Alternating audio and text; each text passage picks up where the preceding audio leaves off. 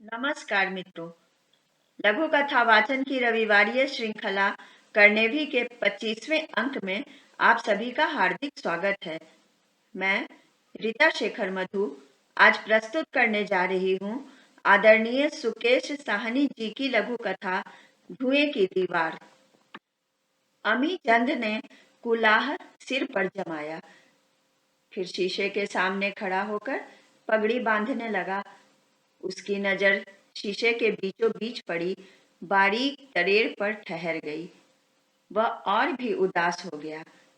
टूटे शीशे में मुंह देखना शुभ नहीं होता। आज हाट से दूसरा शीशा जरूर खरीद कर लाएगा। बंटवारे के बाद आज पहली बार वह बेले वाला जा रहा था, पर उसके मन में कोई उत्साह नहीं था। पहले हर महीने वह बेलेवाला के हाट से सबके लिए जरूरी सामान लाता था, दुली चंद और उसके बच्चों के लिए भी। पर आज उसने खिड़की के बाहर उदास निगाह डाली।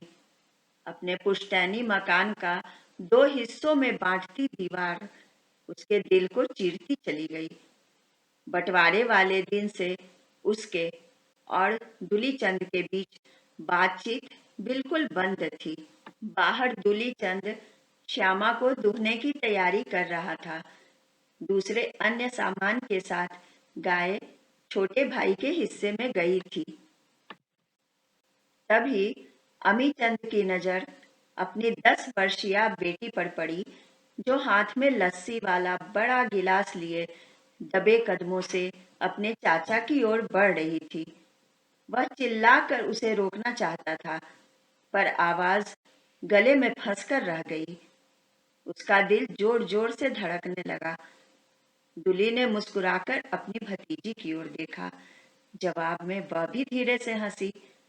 दुली चंद ने उसके हाथ से गिलास लपक लिया और चटपट उसे दूध की धारों से भर दिया। अमी चंद सांस रोके इस दृश्य को देख रहा था। ठीक उसी समय दुली चंद की पत्नी घर से निकली। उसे पूरा विश्वास था कि बहू उसकी बेटी के हाथ से दूध का गिलास छीनकर पटक देगी और न जाने क्या क्या बकेगी। बंटवारे के समय कैसे मुंह उघाड़ कर सबके सामने आ खड़ी हुई थी। अमी चंद यह देखकर हैरान रह गया कि बहू के चेहरे पर हल्की मुस्कान रेंगी और कहीं पति उसे देख न ले। इस डर से उल्टे कदमों भीतर चली गई। उसकी बेटी ने एक सांस में ही दूध का गिलास खाली कर दिया और वापस घर की ओर दौड़ पड़ी। अमी चंद की आंखें भर आई। उसने वापस शीशे के सामने आकर तरेर पर हाथ फेरा तो एक बाल उसके हाथ में आ गया और शीशा बिल्कुल साफ हो गया। उसे बेहद खुशी हुई। लगा घर के बीच की दीवार अदृश्य हो गई है।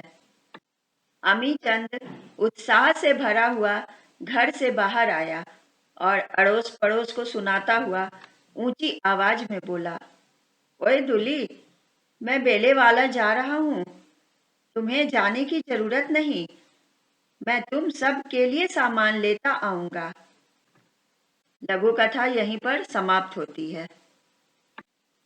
मित्रों, कर्णेभी में यह 25वीं प्रस्तुति है, अर्थात सिल्वर जुबली प्रस्तुति, जिसके लिए लघु कथा के क्षेत्र में अग्रणी आदरणीय सुकेश साहनी सर की लघु कथा लेने का अवसर मिला है।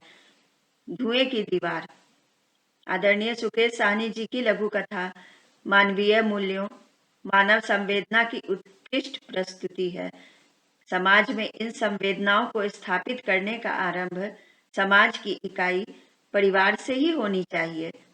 दीवारों के बंटवारे मन में दीवार न बना पाए, इसकी कोशिश ही परिवार को परिवार बनाता है।